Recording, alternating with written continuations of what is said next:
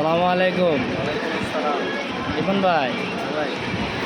ইসলামী আন্দোলনের কোনো কর্মসূচি আছে? হ্যাঁ, আমাদের 25শে অক্টোবর শুক্রবার আমাদের বাসন থানা বাংলাদেশ বাসন থানা কর্তৃক আয়োজিত আমাদের চন্দনা রাস্তা আমাদের গণসমাবেশ একটা প্রোগ্রাম আছে। সবাই অংশগ্রহণ করবেন